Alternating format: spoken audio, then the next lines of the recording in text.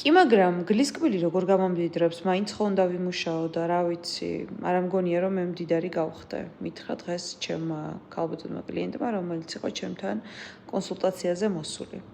მას უნდა მის რიტუალის გაკეთება, მაგრამ საკმაოდ ტოქსიური ადამიანია, ის ადამიანი, ის მამაკაცი და მე ვუთხარი რომ მოდით იშოვეთ ფული, გაიკეთეთ გლისკბილი, გაიკეთეთ წმენდა და შეიძლება მე დარწმუნებული ვარ რომ აღარ მოგინდებათ ესეთ მამაკაცთან ურთიერთობა, რადგან თქვენ უკვე თქვენს თავში ძალიან დარწმუნებული ქალბატონი ბრძანდებით. მაგრამ ხედავთ, ადამიანებს როგორი გადმოსახედი აქვს, მეგობრებო, რომ ისინი იმდენად არიან ცუდად, რომ ისინი საერთოდ ვერ ფიქრობენ, რომ გამდიდრება შეუძლიათ და საერთოდ ვერ ფიქრობენ, რომ იმ ტოქსიური მამაკაცის გარდა ვინმე საერთოდ მოეწონება.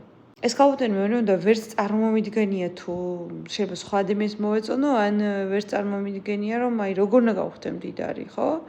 უყურეთ, ყველას აქვს თავისი გადმოსახედი. ეხლა მე გეტყვით თქვენ რა ხდება. ზოგადად რიტუალები ჩემთან არის ჩემი განათლებით 70-80%, რადგან მე მაგი ვარ, მაგრამ მე ვარ უდიპლომო ფსიქოლოგი და აქედან გამომდინარე ჩემი რიტუალების დიდი ბონუსი, რითაც გამოვირჩევი მე ყველასაგან არის ჩემი ფსიქოლოგიური დახმარება, მარათონები, რომელსაც უფასოდ ვრთავ ადამიანებს, ხოლმე კლიენტებს და ასე შემდეგ.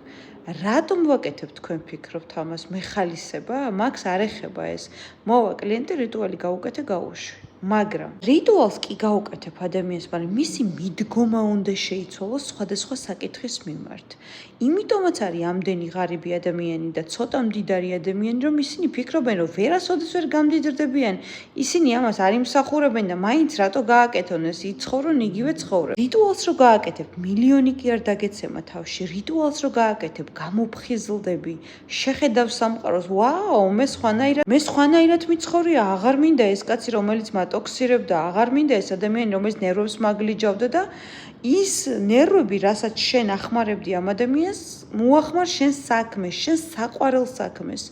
მარათონების და ჩემი წმენდების მიზანი არის, რომ ადამიანმა იპოვოს საკუთარი თავი და საყვარელ საქმეში განვითარდეს და საყვარელი საქმით იშოვოს ფული. სად დაგინახიათ, რომ საძულველი საქმით მდიდრდებოდეს ადამიანი. ამიტომ, თუ თქვენ იქნებით ამ აურაზე, რომ არასოდეს მე ფული არ მექნება, როგორ ვიშოვი, რა წარმოგლისკბილი ვიყიდო, რა აზრი აქვს.